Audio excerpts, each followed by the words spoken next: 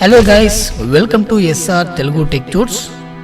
ఈ వీడియో ద్వారా BSNL broadband యొక్క బిల్ని ఏ విధంగా పే చేయాలి అనేది మనము తెలుసుకునబోతున్నాం.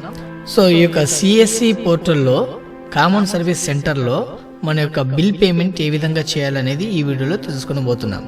సో దీంట్లో ఫస్ట్ నేను ఏం చేస్తున్నానంటే ఈ యొక్క సిఎస్సి వ్యాలెట్లోకి అమౌంట్ని ఎలా యాడ్ చేయాలి అనేది చూపిస్తూ, దాంతోపాటు మీకు పేమెంట్ ఏ విధంగా చేయాలి, ఈ యొక్క నెట్ బిల్లుని, ఈ యొక్క బ్రాడ్బ్యాండ్ బిల్లుని ఏ విధంగా పేమెంట్ చేయాలి అనేది మీకు ఈ వీడియోలో చెప్పబోతున్నాను. సో ఫ్రెండ్స్, మీలో ఎవరైనా మొదటిసారిగా నా ఛానల్ని విజిట్ చేసినట్లయితే సబ్స్క్రైబ్ చేసుకోండి. అదేవిధంగా ఈ యొక్క వీడియోలో ఇచ్చినటువంటి ఇన్ఫర్మేషన్ మీకు నచ్చినట్లయితే లైక్ చేయండి. ఇంకా మీ ఫ్రెండ్స్కి ఉపయోగపడుతుంది అనుకుంటే వాళ్ళకి ఈ వీడియోని షేర్ చేయండి. సో లేట్ చేయకుండా మన టాపిక్లో వెళ్దాం, పదండి. సో నేను సిఎస్సిలోకి లాగిన్ అయ్యాను. లాగిన్ అయిన తర్వాత నేను ఇక్కడ చూడండి, నేను ఇక్కడ ఏం చేస్తున్నానంటే వ్యాలెట్ ఉంది కదా, సో ఇక్కడ వ్యాలెట్ అనే దానిపైన క్లిక్ చేసి సమ్మరీ ఉంది కదా, దాని కిందకి వచ్చేసి యాడ్ మనీ అనేది కదా, సో యాడ్ మనీ అనే బటన్ పై క్లిక్ చేస్తున్నాను. ఎంతైతే అమౌంట్ని యాడ్ చేయాలనుకుంటున్నానో ఆ అమౌంట్ని ఎంటర్ చేసి, మొబైల్ నెంబర్ని ఎంటర్ చేసి యాడ్ మనీ అనే బటన్ పై క్లిక్ చేశాను. తర్వాత నన్ను పేమెంట్ పేజ్లోకి తీసుకెళ్తుంది. నేను ఇక్కడ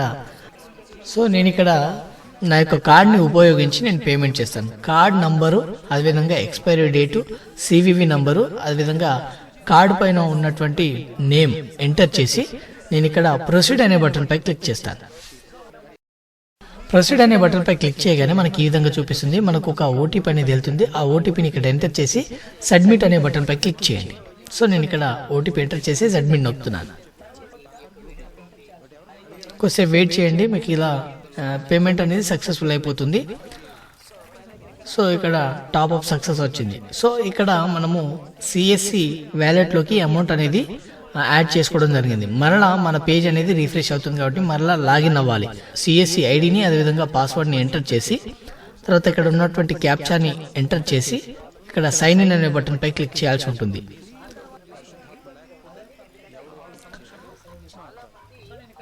సో మరలా నేను సిఎస్సిలోకి లాగిన్ అయ్యాను.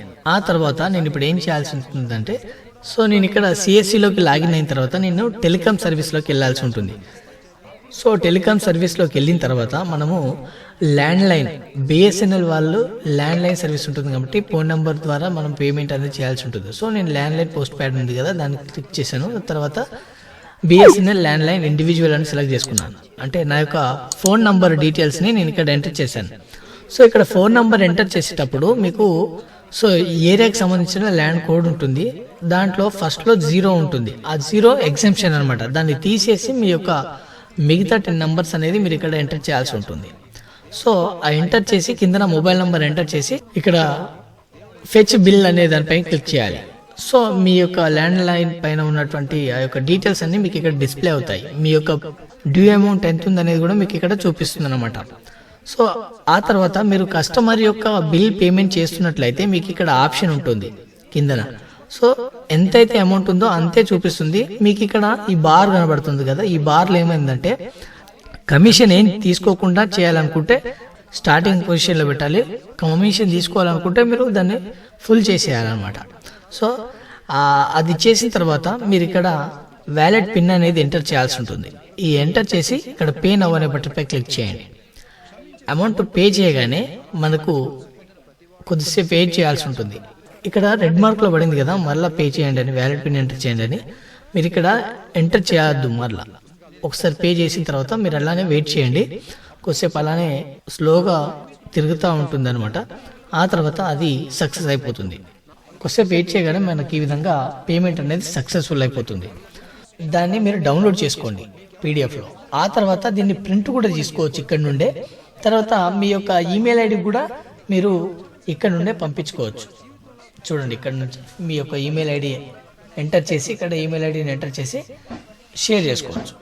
సో ఫ్రెండ్స్, చూసారు కదా, ఈ విధంగా మన యొక్క బిల్ పేమెంట్ అనేది ఈ విధంగా చేసుకోవచ్చు. నేను బిఎస్ఎన్ఎల్ బ్రాడ్బ్యాండ్ యొక్క బిల్ అనేది పే చేయడం జరిగింది. సో ఫ్రెండ్స్, ఈ వీడియోలో ఇచ్చినటువంటి ఇన్ఫర్మేషన్ కనుక మీకు నచ్చినట్లయితే లైక్ చేయండి. ఇలాంటి అప్డేట్స్ కోసం నా ఛానల్ని సబ్స్క్రైబ్ చేసుకోండి. మరొక వీడియోతో మరొక కొత్త అప్డేట్తో మేము ముందుకు వస్తున్నంత వరకు సెలవు. Thank you friends.